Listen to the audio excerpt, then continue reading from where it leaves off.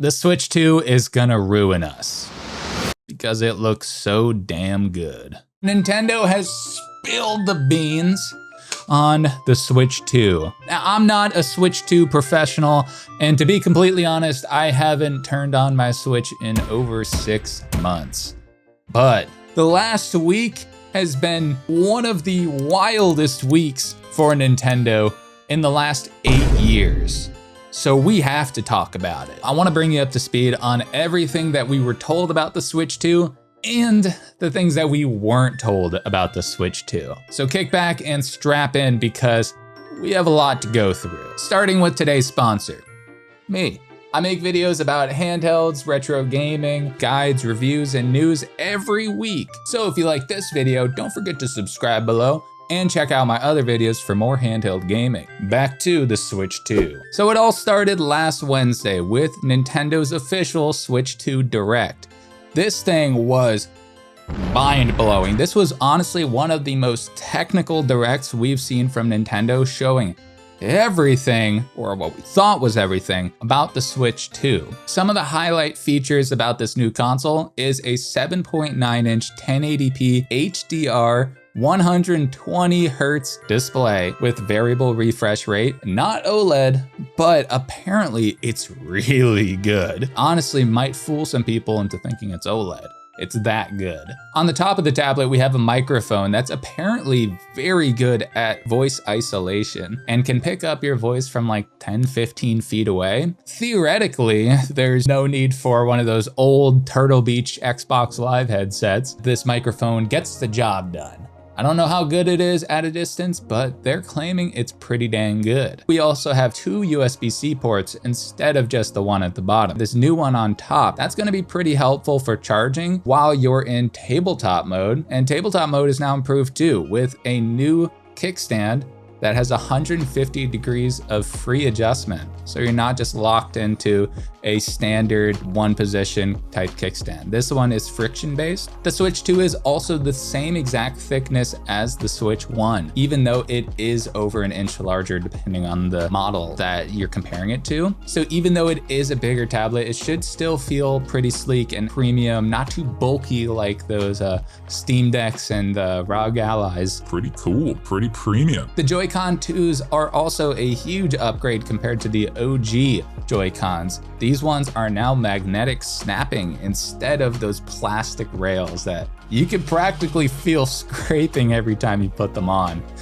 These ones are now magnetic snapping, and they have a quick release button. They're really hard to pull off, but when you press that button, it essentially just pushes a pin and it separates it for you. The Joy-Con 2s also now have IR sensors underneath, which is used for mouse mode. This is a big feature that we kind of knew about with the Switch 2 teaser, and now we know a lot more about it. It seems quite intuitive and comfortable. This will depend on your preferences and hand sizes. But this mouse mode is actually a lot more intuitive than a traditional mouse because it has gyro in it as well. So you'll be able to not only slide around and also play games like Civ and first-person shooters, but you can also rotate the Joy-Con as well.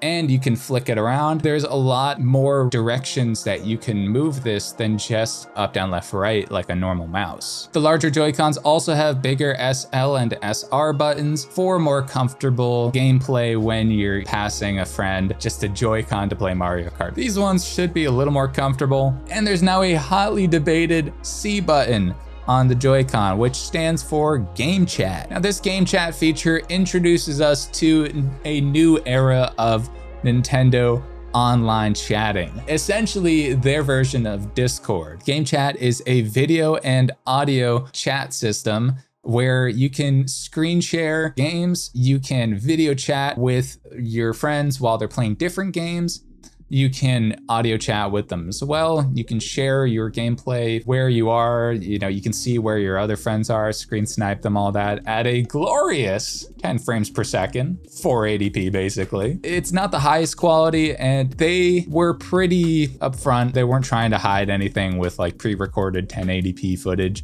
Nintendo kind of showcased the feature with what seemed to be like normal GameChat footage. GameChat is free for the first year until March 31st, 2026. After that, you'll need a Nintendo Online subscription to use the GameChat feature. C button might as well stand for credit card after that point, because you're gonna need it.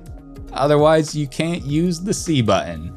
C just stands for cough up your money. Give Nintendo your money. There is an argument to be made that a GameChat button won't be useful unless you do have Switch Online, but the other side of that argument is that we should just be able to use Nintendo's Discord for free. Why do we need a Switch Online membership to talk with our friends? You know, I thought we were past that, but no. Nintendo is sticking with that, but we'll come back to the whole price side of things. Let's keep going through some of these features. The Joy-Con 2s also have larger and more durable analog sticks. They're essentially saying no stick drift without saying the D word, the drift word. This was talked about in an Ask the Developer entry where Nintendo interviews their developers. They discuss the new analog sticks and they mention that they're larger and more durable. In a way, says that the original ones were not as durable. And I don't think that Nintendo's ever gonna directly address the drift issue, because that would imply that Nintendo released an analog stick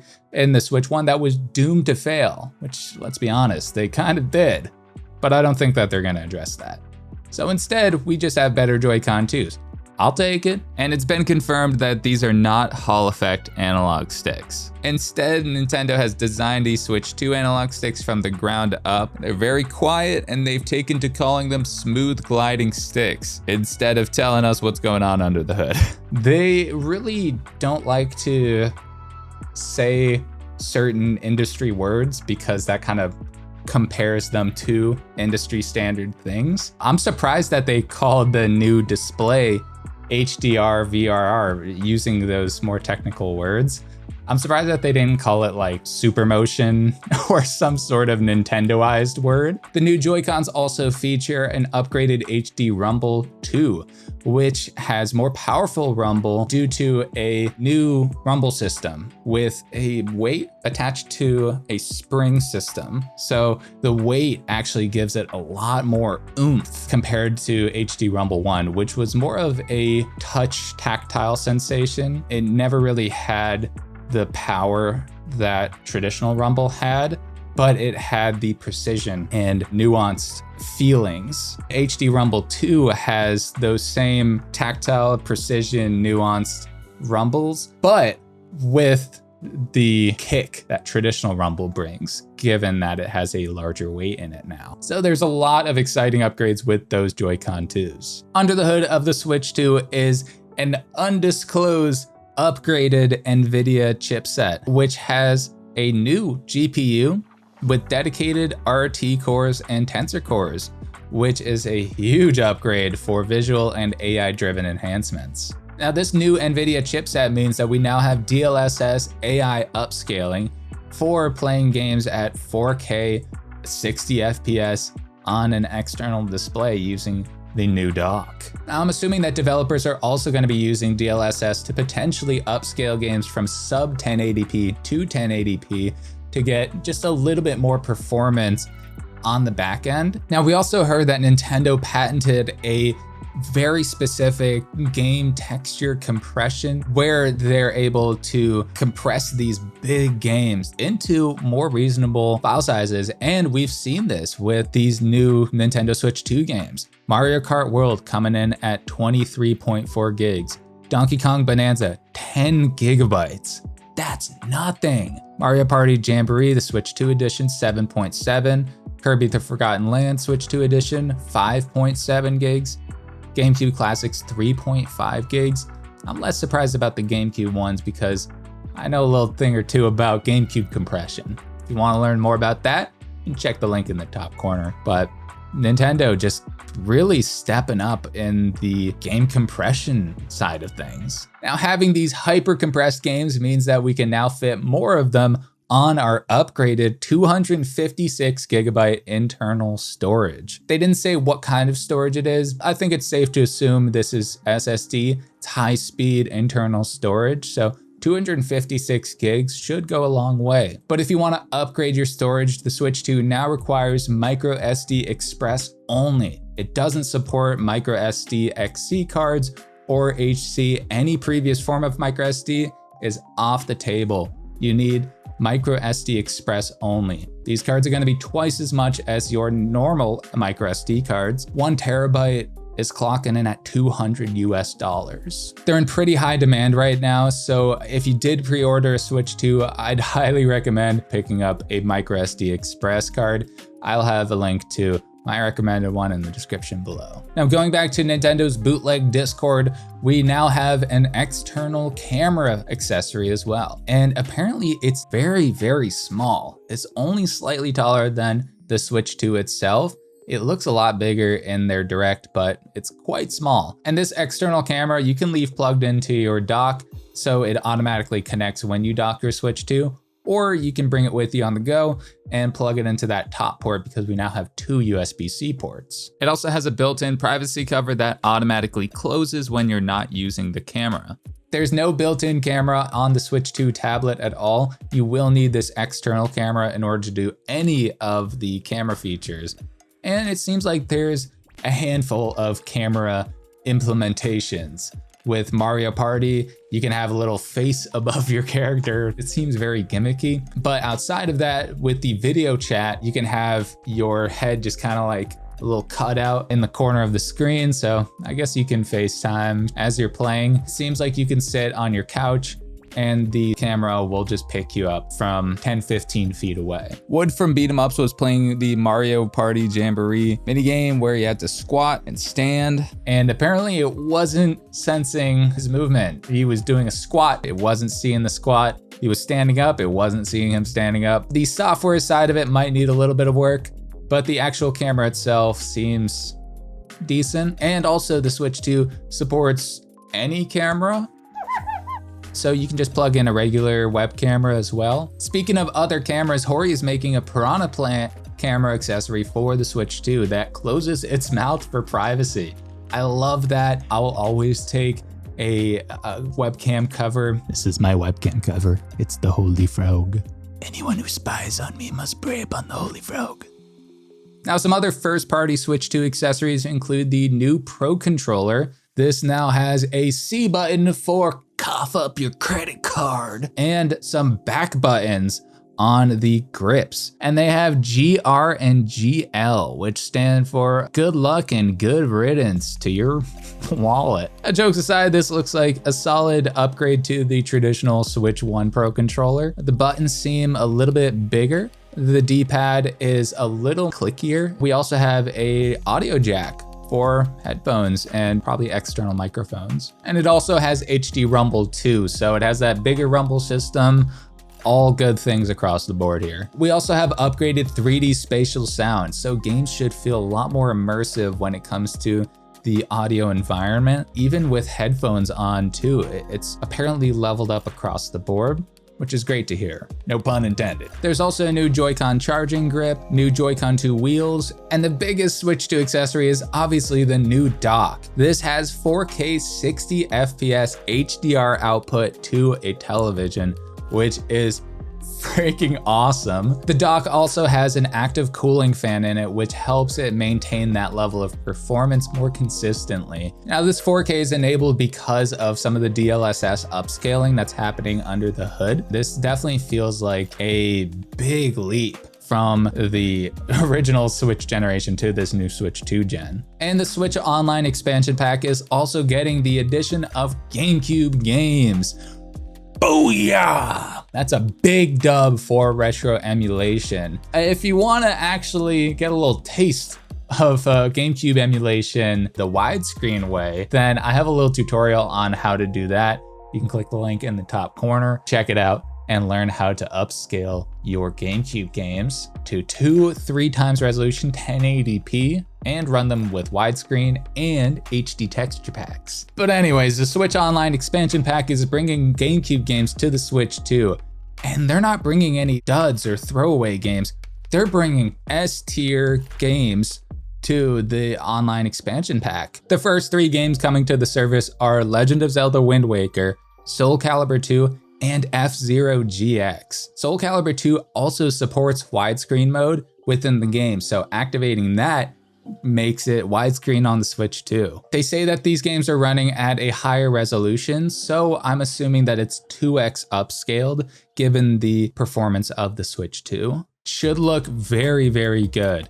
We also have save states implemented, a wireless Wavebird GameCube controller coming too. And as for future games coming to the service, we have Super Mario Sunshine, Fire Emblem Path of Radiance, Pokemon XD Gale of Darkness, Super Mario Strikers, Chibi Robo, Luigi's Mansion, and Pokemon Coliseum. Holy smokes! All just bangers after banger. Man, this really levels up the value proposition for a Switch Online expansion pack. This is a major win for the retro gaming and emulation scene, considering that more people are now going to be exposed to GameCube emulation.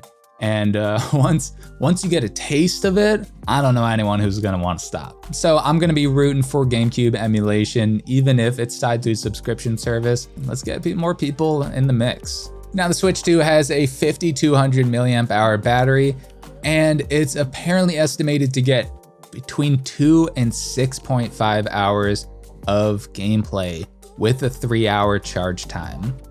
Not very impressive, to be honest. Compared to the original OLED Switch 1, that model was getting 4.5 to 9 hours of average playtime.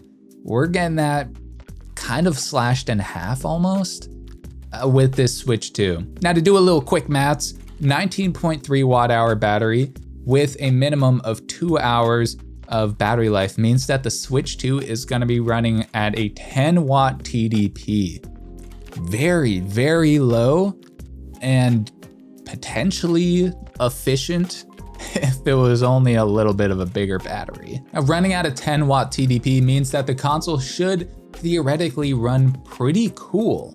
And when it's plugged in, we have that active cooling fan. TDP kind of goes out the window when you plug in a console and run it off of wall power. In Bob Wolf's recent video, he mentioned talking to the Fox on Twitter, and they discussed how the Switch 2 compares to the Steam Deck. The Fox mentioned that performance should be slightly below the Steam Deck in handheld mode, but above the Steam Deck when docked. That makes sense because of that active cooling and the TDP limitations in handheld mode. We're running handheld mode at 10 watt TDP max. So as soon as we can kind of get that as a non-factor when it's plugged in to the dock, that's when we can kind of unlock some extra horsepower. We have Cyberpunk 2077 running on this thing at 30 FPS in quality mode and around 40 FPS in performance mode. Those are target frame rates. I'm not sure how consistently we're gonna be getting that, but that sounds about what the Steam Deck is getting. And keep in mind, the Steam Deck is also 800p, so it's essentially 720p. It's a whole resolution step lower than the Switch 2. The last time I played Cyberpunk on the Steam Deck was years ago, so they might have improved it a little bit since then. Speaking of that game, it apparently only took them 6 weeks to make the Switch 2 version, which really speaks to the elbow grease that they put into ironing it out and optimizing it for the Steam Deck. But third-party developers bringing these kinds of games to the Switch 2 and running them at a 10 watt TDP max means that they essentially have to hyper optimize these kinds of games. But we also have the added benefit of this being a Nintendo console. So there'll be a ton of resources allocated to development and optimization for this Switch 2 generation. More money is going to be invested into making these games run as good as possible, look as good as possible, compared to the regular Steam Deck and x86 handheld versions. The Switch versions should be a lot more optimized. And I'm really looking forward to seeing these games run at 120 FPS in handheld mode. That should be very, very nice to see.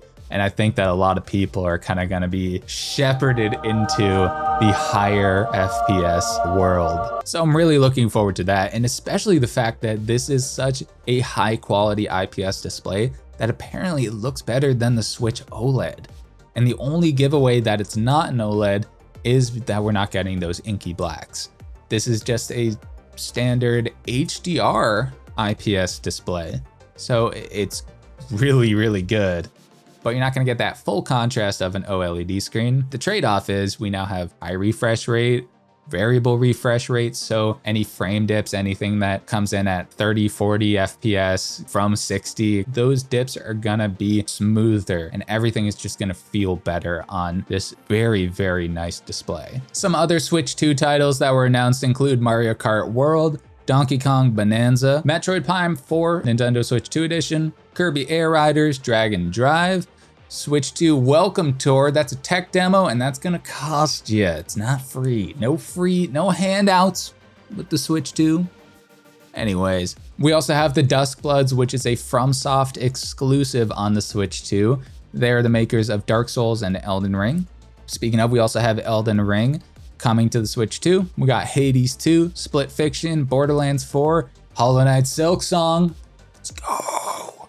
And a ton of other titles coming to the new Switch generation. As for previous gen games, they're not gonna run natively. The Switch 1 games are actually running in a translation layer. Not emulation, but it's not native gaming either. So there are gonna be some games that don't run perfectly.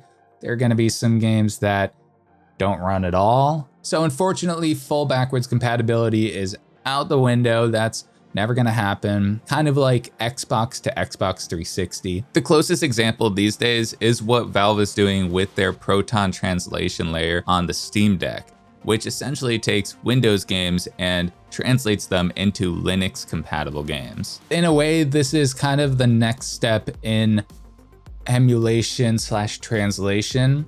And hopefully this lends itself to more developments in terms of Switch 1 emulation and translation for, community developers. Not sure how that's gonna pan out, but it's not emulation, so they're not just using Yuzu. As for upcoming games that I'm excited about, the new 3D Donkey Kong looks amazing.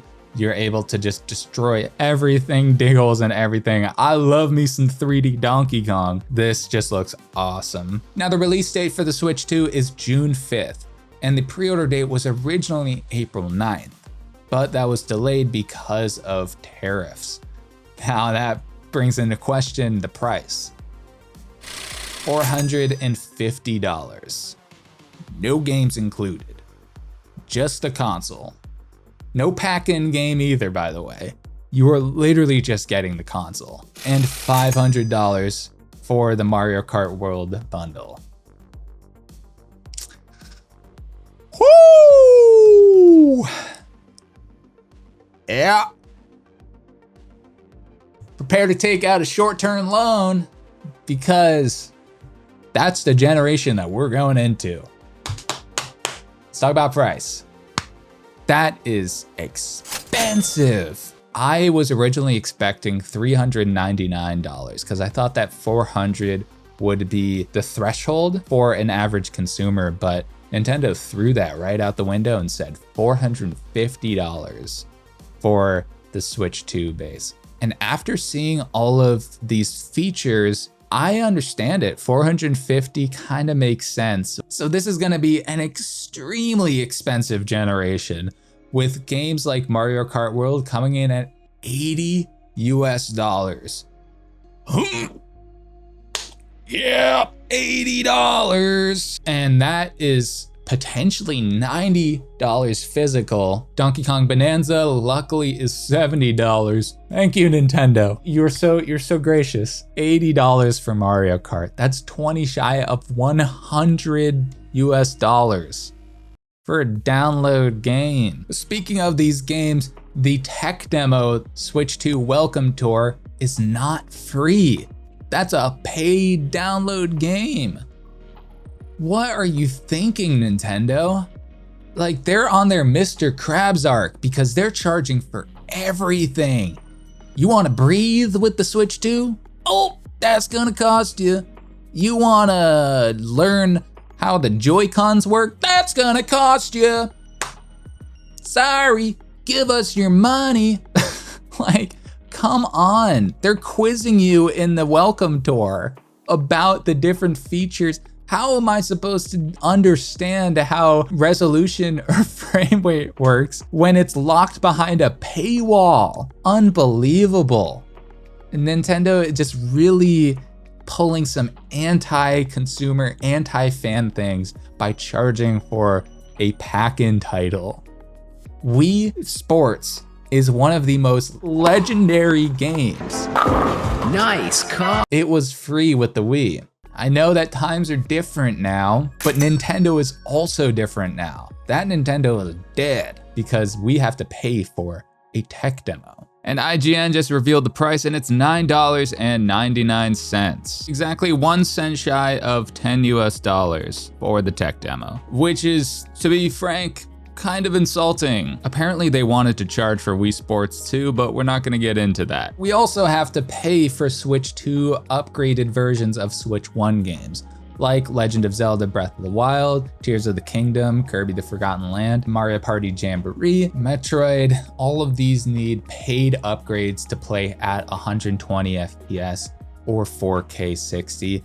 If you want to use the Google Maps feature, which is like a new feature for Zelda, I guess that makes sense. But the fact that they're locking performance behind a paywall just shows where Nintendo's head is at moving into this next generation. Their head is in your wallet. They got their eyes just, oh, what's going on in there? How much money can we take from you? The days of people collecting every Switch game, I think that that's not gonna apply to this next generation unless you're very, very determined and rich. To be fair, the Switch 2 versions of some of these games have some extra content. Kirby the Forgotten Land has an extra level added. Breath of the Wild and Tears of the Kingdom have Google Maps, essentially, and like a little trade feature, so more social stuff, I guess. It feels very scummy to lock the performance behind the paywall. Nintendo is gracious when it comes to some of the other games though. They're giving us free upgrades for some games. Here is the entire list of free updates for select Nintendo Switch games. Soak it in, cause this is all we're getting. We also have the lovely addition of game key cards, which is a big step above the regular downloadable code printed on the receipt and you get an empty game case, but it's not anywhere near having a physical game on the cartridge. Instead, you just have the license for the game on there, and then that kind of validates that you can play the game. You can actually sell that or give it to a friend, and then you can no longer play because you don't have that license. They can play it. So whoever has the cart, whoever has the license can play the game. Big step above downloadable codes, big step below having the game on the card. When Nintendo inevitably shuts down their servers like they did with the Wii, the 3DS, the Wii U, all that, then you no longer can download the game. And then that license becomes only applicable for people who downloaded the game when the servers were on. When Nintendo presses the big red button and turns off those servers, then it's worthless. These companies are just pushing us more and more towards digital games. It's a big hit to video game preservation and making sure that these pieces of art, these very timeless titles, they need to be preserved. Otherwise, they're going to get lost in the past, and we need to make an active effort to preserve these games. That being said, I love seeing that CD Projekt Red is putting Cyberpunk on a 64 gigabyte cartridge instead of Elden Ring. That's going to be just a key cart download code kind of thing. Shout out CD Projekt Red. They're always making an effort to preserve their games. They did it with Witcher 3 on the Switch 1. They're one of the good ones. And as we talked about earlier, the Joy-Cons also have that C button now, which might as well stand for cough up your money. After March 31st, 2026, you're gonna need an online subscription to use that button. If you accidentally press that button, you're gonna need a credit card. Give them your money. It really reminds me of those remotes that have Netflix, Hulu, Disney Plus, Tubi paid services on it. which are convenient if you have that subscription. But if you don't, they're worthless unless you have that subscription. So they're just staring at you. It's saying, hey, if you want to use us, then you need to pay us. But instead of just being on a TV remote, this is on every single Switch. On the Pro controller, on the Switch itself, no matter where you go, that C button's gonna follow you. I'm not too happy about the online side of things being paywalled. The fact that they're putting a chat button that's locked behind the paywall after the first year, it just reinforces the fact that Nintendo really wants to find every way to get a little bit of money out of you. The Nintendo Online service, in some ways they're adding value to it by adding this game chat feature with video, audio chat, screen sharing, but in other ways they're rubbing it in your face with the C button on there. So if you don't have that, it's kind of just stuck on there. Anyways, SD express cards storage is also more expensive now. They obviously can't do anything about that. SD cards are gonna cost what SD cards do, and the SD Express is kind of necessary upgrade. It has so much faster read-write speeds for these next generation games like Elden Ring, Cyberpunk. All of these games are gonna require that extra speed. So SD Express makes sense. Doesn't change the fact that it's twice as expensive as the Switch 1 SD cards. At least Nintendo isn't doing a proprietary SD card like Sony with their PS Vita, their PSP. That was egregious. A standardized SD Express, it makes sense. But the bottom line is all of these additional costs add up. More expensive games, $70, $80, $90. Paid upgrades, $10 for every game. Game key cards, you have to download the game, so it's gonna take up storage, which inevitably means that you have to pay for more storage, more expensive storage. $60 for 256 gigabytes, $200 for 1 terabyte. And then we have the C button, the chat button. That's gonna cost you. Nothing's free with this generation, except for a couple upgrades to Switch 1 games like Mario Odyssey, 3D World. And people are not happy about it, reasonably so. In the Switch 2 Direct, Nintendo strategically and surgically removed everything. They scrubbed it clean of anything that could possibly be negatively interpreted, such as price, such as the game key cards, such as the paid upgrades. There's a couple things that kind of sprinkled in, like Welcome Tour being a paid downloadable game, but they really tried their hardest to not talk about anything. They literally just bombarded us with a game montage at the end, never talked about price, and then they just dipped. They said later, and then faded away. They said peace. It was a little suspicious after they did that, so I had a feeling like price was gonna be kind of up there.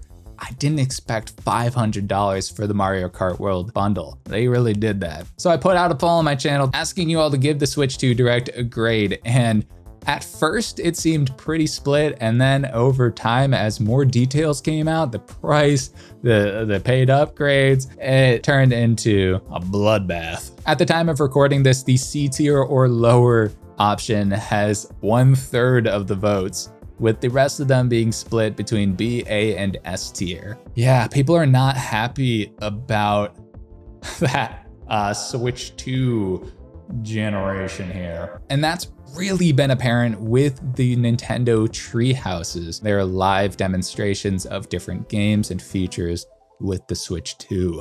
The live chats have been insane. I'm talking non-stop, back to back, drop the price, drop the price, drop the price, drop the price for hours. Every single treehouse has just been a bombardment. People have been vocal. I love to see that, because if we don't check Nintendo, nobody will. The fans need to keep this pressure, because otherwise Nintendo's gonna charge even more. $600, why not? I'm glad to see that people are just laying it in on Nintendo. That being said, the production values of the treehouses have been great. They've been very pleasant. The hosts have done a fantastic job, so I want to give them credit. because they can't control the price. The hosts are there to just host the shows and show us what the different games are all about. So credit to them for doing their best, because Nintendo is not making it easy for them. So again, $450 for the Switch 2. No games included, just the base, just the console itself. And that could be higher after we get more clarity on the tariffs. But Japan is getting a cheaper Switch 2 model that comes in at $340, around that equivalent. So $107 cheaper. That's region locked, it's Japan language only. I'm glad to see that they're able to charge $343 over there. But that means that all of that $107 upcharge is just because we're dealing with all of the economic bullshit that is getting in the way of games and just tech. We have to deal with all this stupid stuff because that's just what we're getting roped into. So we'll see how that pans out. Not happy pre-orders are postponed, because that's a bad sign. Speaking of Nintendo postponing their pre-orders, the pre-order requirements were actually quite intense. You have to have a Nintendo Online subscription for at least 1 year and have over 50 hours of Switch 1 gameplay. And the cutoff for that was April 2nd, so before the Direct. If you hadn't accumulated both of those by the time of the Direct, then no Nintendo pre-order for you.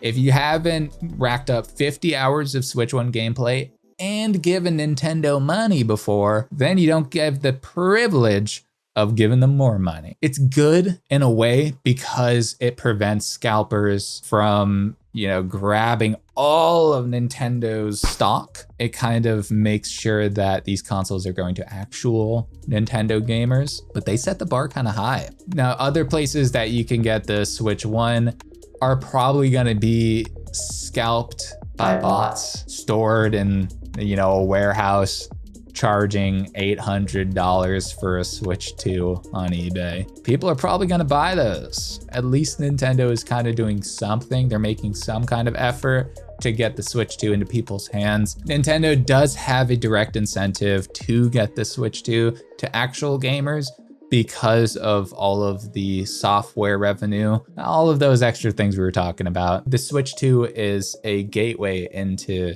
them getting more money. So I can see why Nintendo is setting that kind of aggressively high bar for pre-orders. It's not the best, could be worse. So that's everything that we know about the Switch 2. I probably missed some stuff. Again, everything is just coming out. It is wave after wave of mostly bad news, but I'm still very excited about the Switch 2. This is definitely gonna be an expensive generation. At the same time, we can play a lot of Switch 1 games and GameCube games, but you gotta pay for them. Anyways, tell me what you think about the Switch 2 in the comments below. I'm so curious to see how people feel about this generation. Anyways, if you liked the video, go ahead and like the video. Subscribe if you want to see more videos like this and weekly news, handheld reviews, all that kind of good stuff. I'm Monto Tech Star Representative, and I will see you in the next one. Later!